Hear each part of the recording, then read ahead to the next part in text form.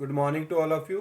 Today we will start our next chapter, that is the chapter number third, metal and non metals. तो इसमें metal और non metals में हम जो करने वाले हैं उसमें क्या क्या आने वाला है वो आपको भी बताते हैं। उससे पहले अगर आपको पता हो, जो सीबीएसई है उसने क्या कर दिया, आपका 30% सिलेबस रिड्यूस कर दिया है। जैसे कि अगर हम चैप्टर 1 और 2 की बात करें तो जितना हमने पोर्शन किया है वो लगभग सारा ही आएगा, लेकिन चैप्टर थर्ड जो हम स्टार्ट करने वाले हैं उसमें से कुछ पोर्शन आपका कट हो चुका है। जो मेटलर्जी सेक्शन था वो ऑलमोस्ट कंप्लीट डिलीट हो चुका है, उस पोर्शन को कट कर दिया गया है। चैप्टर नंबर 4 में भी अगर हम देखें तो जो कार्बोनेट्स कंपाउंड था वो भी मैक्सिमम कट हो चुका है, उसमें थोड़ा बहुत जो पोर्शन है वो आपको करवाया जाएगा, और मैक्सिमम जो ऑर्गेनिक से रिलेटेड पोर्शन था, नेमिंग वगैरह, यूपीएससी नेमिंग, तो वो वाला पोर्शन आपका लगभग कट हो चुका है। चैप्टर नंबर 5 ऑलमोस्ट कंप्लीट है, तो इसका मतलब चैप्टर नंबर थर्ड और चैप्टर नंबर 4 में से मैक्सिमम डिडक्शन हुई है, वहाँ पर बहुत सारा पोर्शन आपका कम हो चुका है। अगर हम चैप्टर नंबर थर्ड की बात करें तो मेटल एंड नॉन मेटल, जैसा कि चैप्टर का नेम है उसी से पता चलता है, इसमें हमारा मेन एम रहने वाला है जो मेटल्स और नॉन मेटल्स हैं उनकी फिजिकल और केमिकल प्रॉपर्टीज, उनकी रिएक्शंस, उनके यूजेस, और इसके अलावा अगर हम बात करते हैं जो हमारे आयनिक कंपाउंड बनते हैं, आयनिक कंपाउंड कैसे बनते हैं, बाय लॉस और गेन ऑफ इलेक्ट्रॉन। एक लूज करता है दूसरा गेन करता है, दैट मीन्स एक मेटल है दूसरी नॉन मेटल है। मेटल और नॉन मेटल्स कंबाइन होकर क्या बनाते हैं, आयनिक कंपाउंड्स बनाते हैं। तो आयनिक कंपाउंड कैसे बनेंगे, उनकी फॉर्मेशन कैसे होगी, वो इस चैप्टर में हमने करना है। तो हमारे जो चैप्टर का मेन टॉपिक है, मेन मोटो क्या है, वो आपको क्लियर हो गया। अब हम आते हैं इंट्रोडक्शन की तरफ। तो इंट्रोडक्शन में अगर हम बात करते हैं, सबसे पहले अगर हम डेली लाइफ के अंदर मेटल्स और नॉन मेटल्स की बात करें तो हम डेली लाइफ में मेटल्स और नॉन मेटल्स दोनों को यूज करते हैं। अगर आप सराउंडिंग में देखेंगे, आसपास देखेंगे, तो आपको बहुत सारी मेटल्स मिलने वाली हैं। जैसे अगर हम अपने डोर की बात करें तो वो मेटल से मिलके बना है, तो मेटल आयरन की हो सकती है अगर हम बात करें, इसके अलावा और भी मेटल्स हो सकती हैं। ज्वेलरी में हम यूज़ करते हैं, आपने देखा होगा ज्वेलरी में हम क्या यूज़ करते हैं, गोल्ड, प्लेटिनम, सिल्वर। क्यों करते हैं, तो उसमें क्या होती है, आपको याद होगी रिएक्टिविटी सीरीज जो आपको बताई गई थी, वो भी इसी चैप्टर में आने वाली है। वो रिएक्टिविटी सीरीज कैसे बनेगी, उसके पीछे क्या कंसेप्ट है, वो भी आपको यहाँ पर क्लियर होगा। तो एक्टिविटी सीरीज या फिर हम रिएक्टिविटी सीरीज बोलते थे, जिसको हम अरेंज करते थे according to the reactivity of the metals. जो मेटल्स हैं कौन सी ज़्यादा रिएक्टिव है, कौन सी कम रिएक्टिव। तो रिएक्टिविटी सीरीज में आपने नोट किया, जो मेटल सबसे ऊपर होती थी वो क्या होती थी, मोर रिएक्टिव, और जो नीचे होती थी वो लेस रिएक्टिव। इसके बाद अगर हम बात करें तो डेली लाइफ में हम जो मेटल्स हैं, नॉन मेटल्स हैं, कहाँ पर यूज़ करते हैं। सबसे पहले अगर अभी आप अपने घर की वायरिंग को देखेंगे तो उसके अंदर क्या है, जो वायर डली हुई है वो किस चीज़ की है, कॉपर की है। तो कॉपर को हम यूज़ करते हैं डेली लाइफ के अंदर। इसके अलावा अगर हम जो यूटेंसिल यूज़ करते हैं घरों में, बर्तन है, वो स्टेनलेस स्टील के हैं या फिर एल्यूमिनियम के हैं।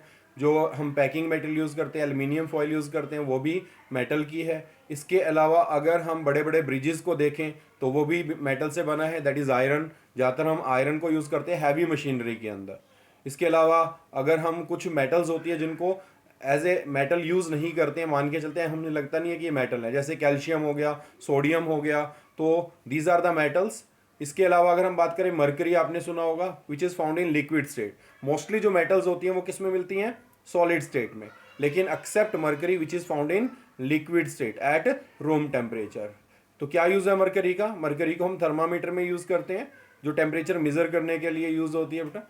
और इसके अलावा अगर हम बात करें, नॉन मेटल्स भी हम डेली लाइफ में यूज़ करते हैं, जैसे कि नाइट्रोजन है, ऑक्सीजन है, इसके अलावा फॉस्फोरस है, सल्फर है, all these are the non metals. तो नॉन मेटल हमें किस में मिलती हैं, तीनों स्टेट में मिलती हैं, सॉलिड भी, लिक्विड भी और गैसियस स्टेट में भी। तो गैसेस में अगर हम बात करते हैं, ऑक्सीजन, नाइट्रोजन हो गई। सॉलिड की बात करें तो फॉस्फोरस, सल्फर हो गया। इसी तरीके से अगर हम किसकी बात करें, जो हमारी क्या है, liquid form, that is the bromine. Bromine is found in liquid state. तो ये हमारा क्या है, मेटल्स और नॉन मेटल जो हम यूज करते हैं डेली लाइफ के अंदर, वो आपको क्लियर हो गई होंगी कि डेली लाइफ में हम किन मेटल्स और किन नॉन मेटल्स को यूज करते हैं। इसके अलावा अगर हम बात करें जनरल इलेक्ट्रॉनिक कॉन्फ़िगरेशन की, तो जनरल इलेक्ट्रॉनिक कॉन्फ़िगरेशन की बात करते हैं सबसे पहले हम।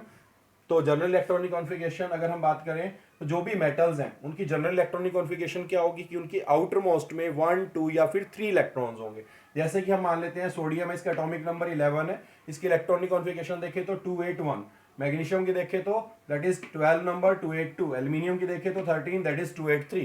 तो आउटर मोस्ट में जिसके भी 1, 2 या 3 इलेक्ट्रॉन्स होंगे तो वो कैसे बिहेव करेगी, as a metal. Why? Because metal have a tendency to lose the electron. अब क्वेश्चन आता है कि वो लूज क्यों करते हैं। अगर हम यहाँ पर सोडियम को देखें तो सोडियम की इलेक्ट्रॉनिक कॉन्फ़िगरेशन क्या है, 281।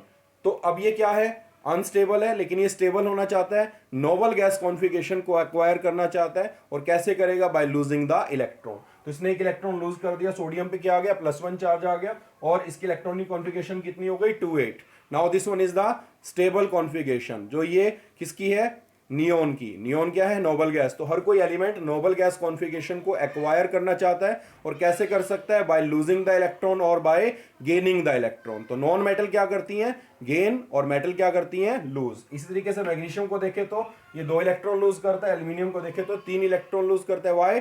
To achieve the noble gas configuration. Note down करेंगे इसको।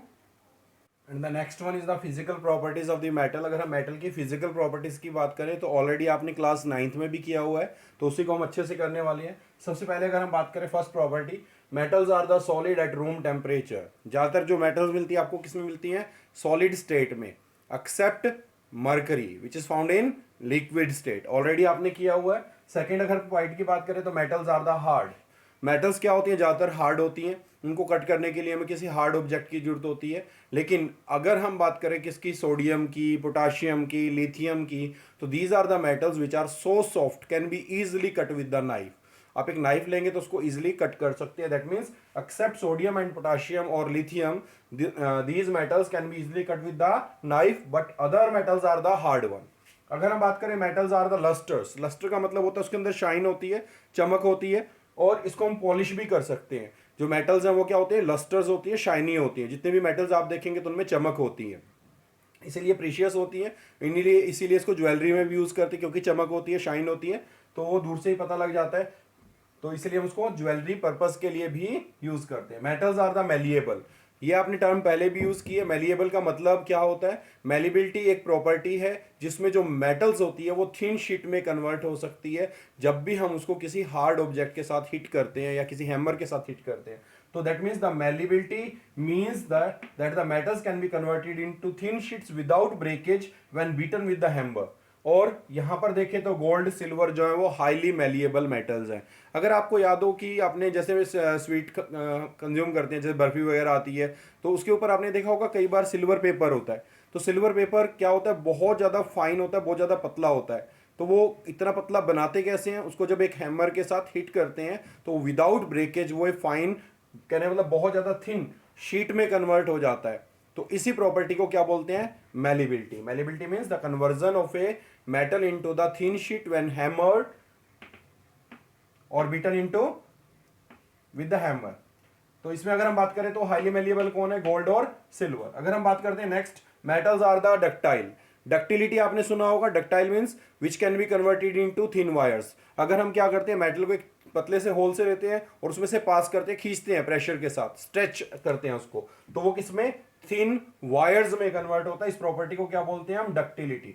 Ductility means that the metals can be converted into thin wires when stretched. और अगर हम बात करें गोल्ड और सिल्वर की, तो these are the highly malleable, highly ductile metals. The वेलिएबिलिटी भी देखें तो ज़्यादा है, डक्टिलिटी भी देखें तो ज़्यादा है। अगर हम आपको 1 ग्राम गोल्ड दें और उससे बोले आपको लॉन्ग वायर बनानी है खींच के, कितनी बना सकते हैं, इससे लगभग आप 2 किलोमीटर लॉन्ग वायर बना सकते हैं। तो इसका मतलब जो गोल्ड है, अगर आपको 1 ग्राम दिया जाता है, अगर आप उसको स्ट्रेच करते हैं और एक वायर में कन्वर्ट करते हैं, थिन वायर बनाते हैं, तो कितनी लंबी बना सकते हैं, that is 2 kilometre long wire. अगर हम नेक्स्ट प्रॉपर्टी की बात करें तो metals are the good conductor of heat.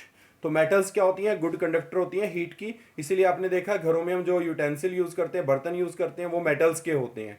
तो वो उसमें क्या होता है कि जो भी हम हीट ट्रांसफर करते हैं वो इजिली आगे क्या होती है, फूड को ट्रांसफर हो सकती है, क्योंकि this is the best conductor of heat. अगर हम बात करें तो सिल्वर और copper, aluminium, these are the good conductor. इसमें सबसे बेस्ट कंडक्टर कौन है, सिल्वर।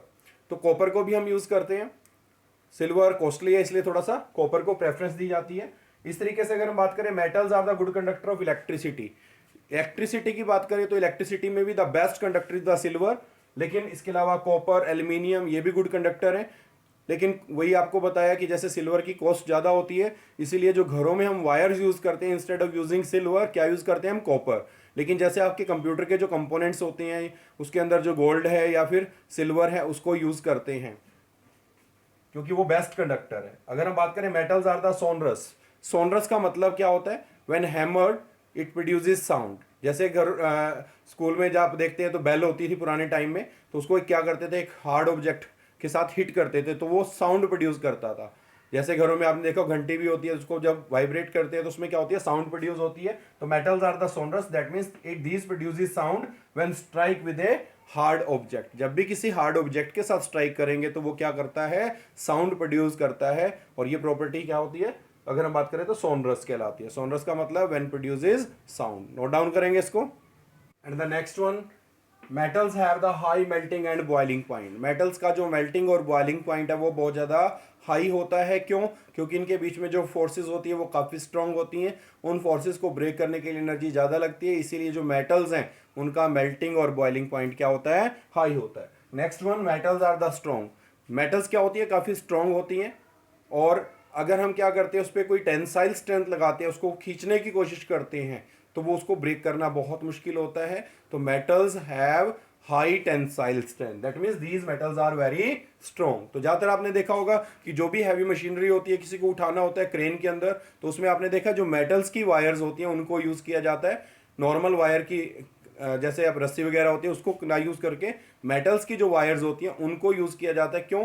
क्योंकि जो मेटल्स होती हैं उनकी टेंसाइल स्ट्रेंथ बहुत ज़्यादा हाई होती है। आपने कई बार देखा होगा जैसे बड़े बड़े ब्रिजेस होते हैं तो जो वायर्स के थ्रू बनते हैं उनको वायर्स के थ्रू रोका जाता है, तो जितना भी प्रेशर उस वायर के ऊपर पड़ता है तो वो वायर्स क्या करती हैं, बहुत ज़्यादा स्ट्रांग होती हैं, जिसकी वजह से जितना भी वो उसके ऊपर लोड पड़ता है उसको वो टॉलरेट कर सकती हैं। नेक्स्ट वन, अगर हम बात करें, metals have the high densities. जो मेटल्स होती हैं उनकी डेंसिटी बहुत ज़्यादा हाई होती है, इसीलिए आपने देखा ज़्यादातर जो मेटल्स अगर हम उसको क्या करते हैं, वाटर में डालते हैं तो वो हमेशा सिंक होती हैं, क्योंकि जो मेटल्स हैं उनके एटॉमिक मास और एटॉमिक नंबर को देखा जाए तो उसके कंपैरिजन में अगर हम मास और नंबर की रेशो या उसकी वॉल्यूम को कंपैरिजन करें तो डेंसिटी क्या होती है, मास अपॉन वॉल्यूम। तो जो उसका मास है उसके कंपैरिजन में अगर उसकी वॉल्यूम को देखा जाएगा तो जो डेंसिटी है वो मास अगर हम देखें तो बहुत कम होने के पर भी अगर उसकी जो वॉल्यूम है अगर हम देखें तो डेंसिटी इन्वर्सली प्रोपोर्शनल होती है वॉल्यूम पर। तो उसका मतलब वॉल्यूम बहुत कम ऑक्यूपाई करता है उसका। अगर मास को देखें, सेम मास अगर हम लेते हैं किसी नॉन मेटल का और सेम मास लेते हैं किसी मेटल का, तो उस केस में जो मेटल्स है वो कम वॉल्यूम ऑक्यूपाई करेगी as compare to non metal. That's why these have the higher density. तो जो मेटल्स उनकी डेंसिटी हमेशा ज़्यादा होती है किससे, नॉन मेटल्स के कंपैरिजन में। जब हम कंपैरिजन करेंगे फिर आपको एक पॉइंट क्लियर होगा। अभी आप इनको नोट डाउन करेंगे और इससे रिलेटेड जो भी आपके पॉइंट्स हैं इनको आपने एनसीईआरटी में लिखना है। इससे रिलेटेड जितने क्वेश्चंस हैं उनको ट्राई करना है। जैसे कई बार पूछ लेते हैं, give one non metal which is found in liquid state, give one metal which is found in liquid state. ये आपको ऑलरेडी क्लास 9th में आपने टॉपिक किया हुआ है, इसको नोट डाउन करेंगे। Next one is the physical properties of the non metal. अगर हम नॉन मेटल्स की बात करें, जैसा आपको बताया था कि नॉन मेटल तीनों स्टेट में एग्जिस्ट करती है, they will exist in, that means non metal में भी एग्जिस्ट इन सॉलिड, लिक्विड और gaseous state at room temperature. जिनकी कॉमन एग्जांपल अगर हम बात करें सॉलिड, जैसे कार्बन है, फॉस्फोरस P4 में एग्जिस्ट करता है, सल्फर S8 में, आयोडीन I2 में। तो these are the example which exist in solid state.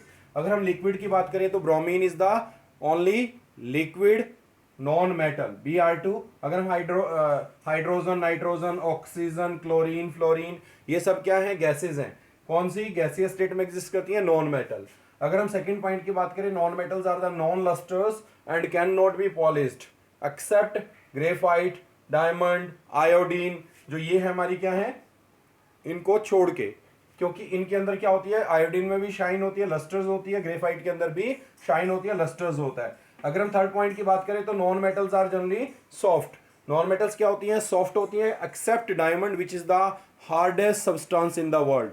World में जो सबसे हार्ड सब्सटेंस है वो क्या है, डायमंड। जितने भी कटिंग टूल्स हैं वो किसके बनते हैं, डायमंड के।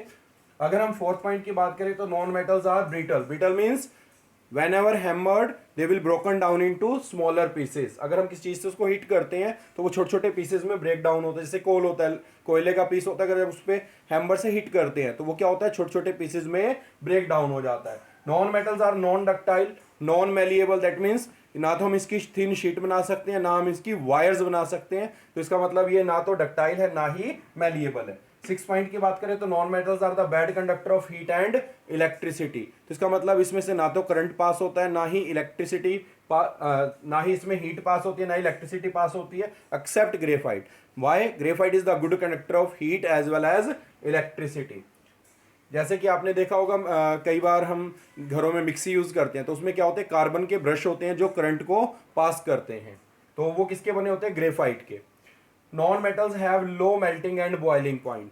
नॉन मेटल्स का जो मेल्टिंग और बॉइलिंग पॉइंट है वो लो होता है क्योंकि इसमें फोर्स ऑफ अट्रैक्शन वीक होती है, एक्सेप्ट ग्रेफाइट। ग्रेफाइट का मेल्टिंग और बॉइलिंग पॉइंट हाई होता है, इसीलिए आपको याद हो तो इसका एक यूज पूछ लेते। Graphite is used in heavy machinery where we can not use oil और ग्रीस। क्योंकि अगर हम ऑयल ग्रीस को लेंगे तो जैसे बहुत बड़ी बड़ी मशीन है जिसमें बेरिंग बहुत बड़े बड़े होंगे, तो जब वो मूव करते हैं तो उससे हीट प्रोड्यूस होती है, और इतनी ज़्यादा हीट प्रोड्यूस होती है कि वो ऑयल और ग्रीस को क्या कर सकता है, वेपर्स में कन्वर्ट कर सकता है। तो उस पर हम वहाँ पर ग्रेफाइट को यूज़ करते हैं। तो ग्रेफाइट क्या होता है, सॉफ्ट और स्लिपरी होता है। It act as a lubricant where we can not use oil और ग्रीस। तो हैवी मशीनरी जहाँ टेम्परेचर ज़्यादा होगा तो वहाँ हम किसको यूज़ करेंगे, ग्रेफाइट को। Now next one is the non-metals are the not sonorous. Sonorous means whenever hammered they will not produce any sound. इसका मतलब अगर हम किसी हार्ड ऑब्जेक्ट से हिट करेंगे तो साउंड प्रोड्यूस नहीं करेगा। And next point is non metals are have low densities. तो इनकी जो डेंसिटी होती है वो बहुत कम होती है। तो ये आपने नोट डाउन करना है, और इससे रिलेटेड जो भी एनसीईआरटी के क्वेश्चंस हैं उनको ट्राई करेंगे जितना हो सके, और एक्सरसाइज वाले भी ट्राई करने हैं। और जितने भी आपको ये डिफरेंस बताएं इनको अच्छे से नोट डाउन करना अपनी फेयर नोटबुक के अंदर।